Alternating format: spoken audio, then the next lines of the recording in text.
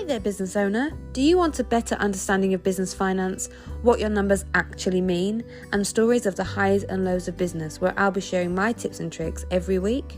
Then you're in the right place. Welcome to the 3Bs podcast with Stephanie.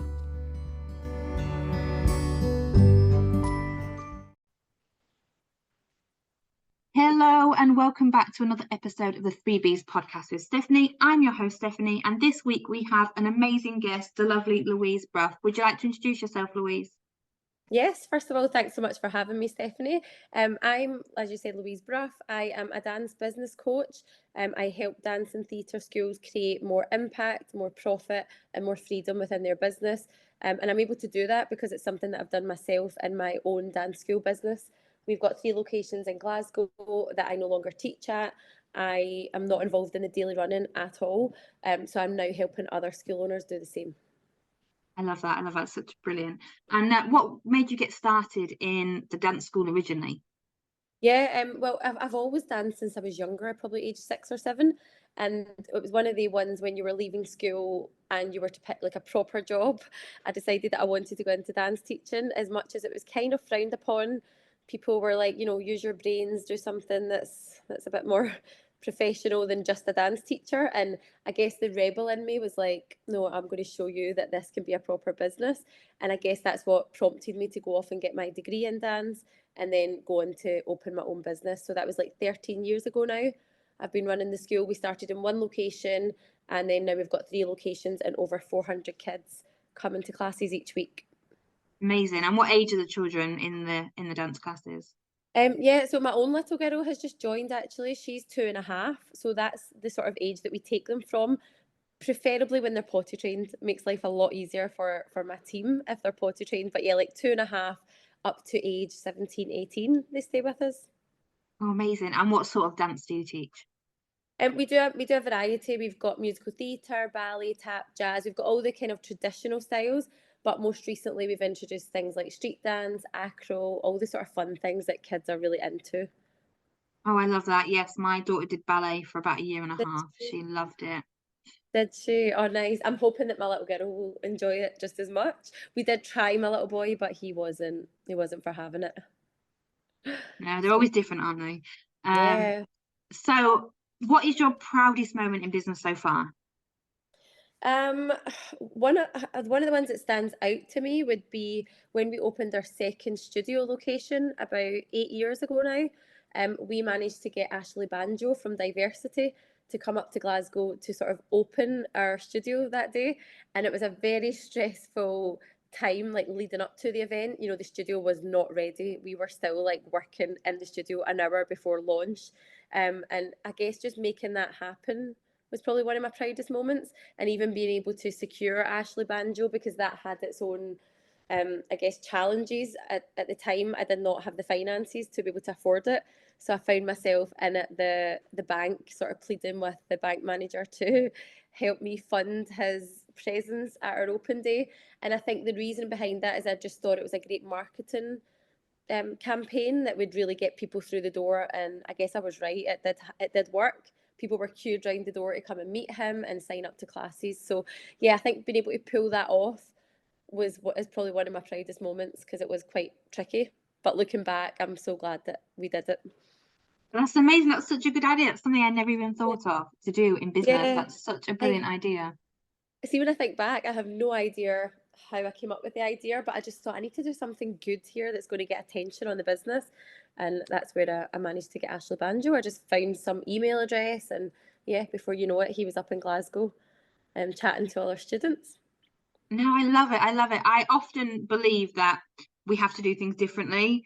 I'm the same Yeah, in business. Like if everybody else is doing something, I will do the complete opposite because I just feel like you need to stand out and be a little bit more different.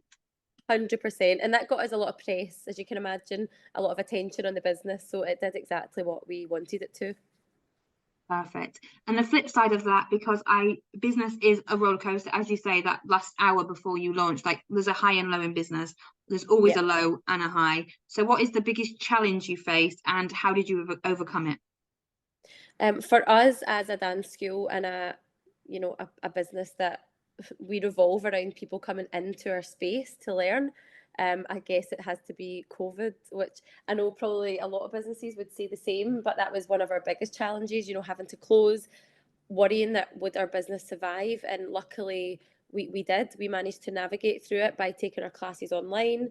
And we managed to do it really, really quickly. I think we locked down on the Friday, and by the Monday we had a full schedule running. And because we had all of our customers on direct debit at that point, we were able to sort of maintain their payments each month.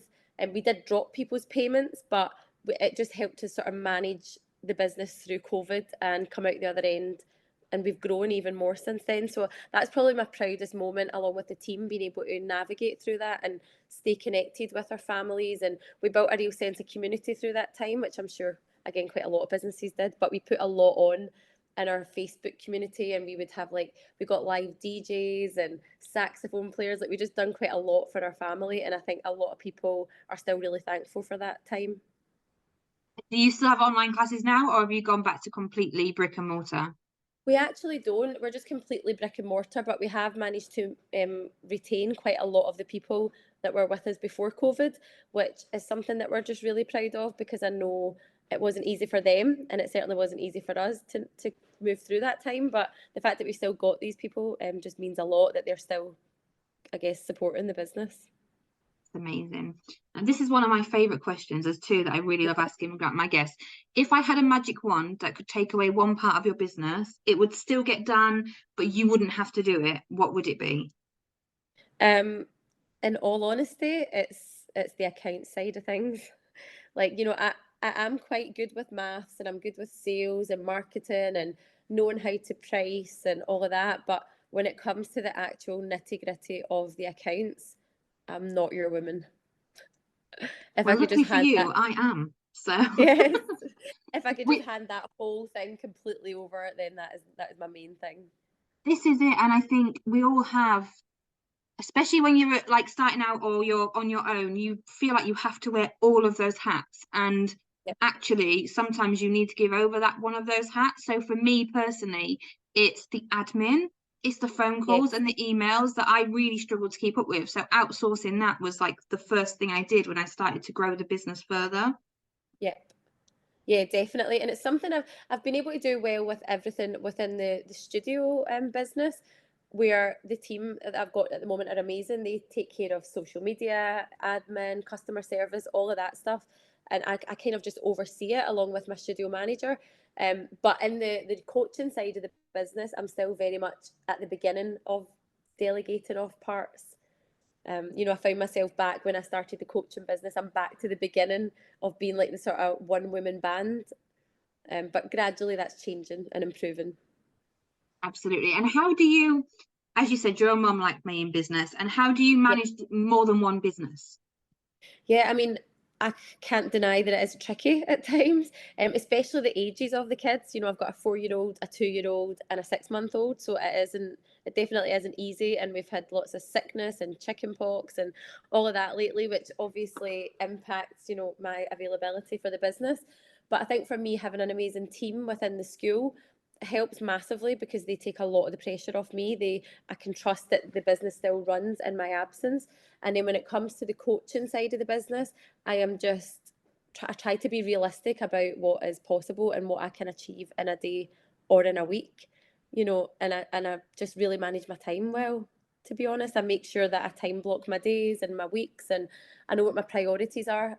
So I guess that's what helps kind of keep me in line. That leads me really nice on to the next question, which is, what's one piece of advice you would give to a fellow business owner in your situation? Yeah, my best piece of advice, the biggest thing that I say to all of the schools that I work with is to delegate, as you've already said. Delegation for me is the key to any business's growth. And that depends. That can be any department, as you said, based on maybe what you don't like or maybe what you're not very good at.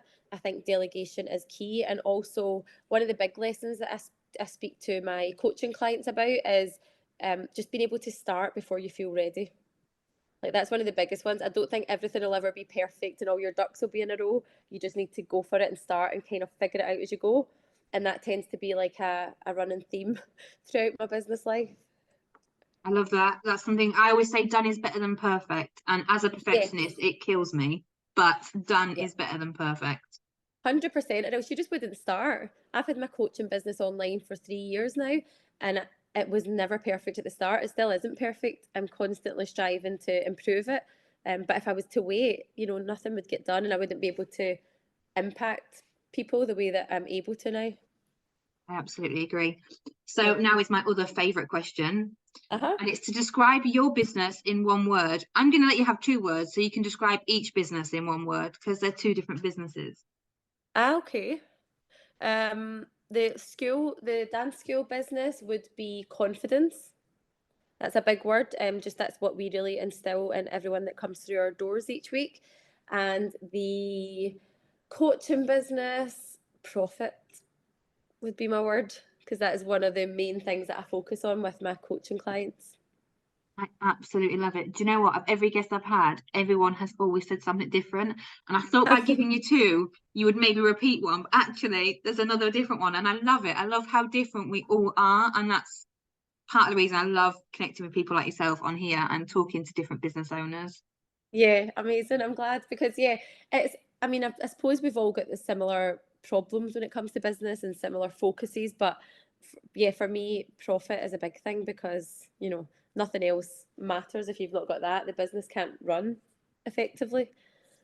Absolutely. Absolutely. So how can my listeners connect with you?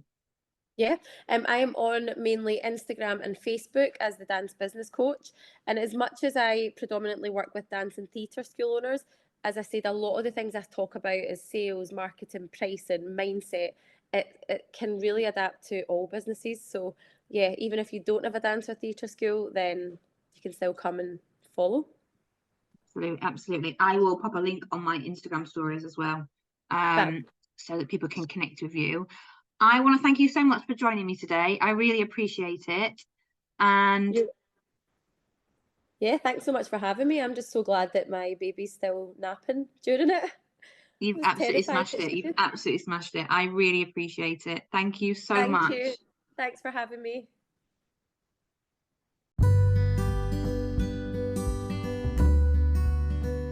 And that brings us to the end of another week of the 3Bs podcast with Stephanie. Thank you so much for listening. I'd really appreciate it if you could like, subscribe, rate and review this podcast wherever you are listening to it, so that I can reach more business owners and help them build better businesses. See you next week for the next episode.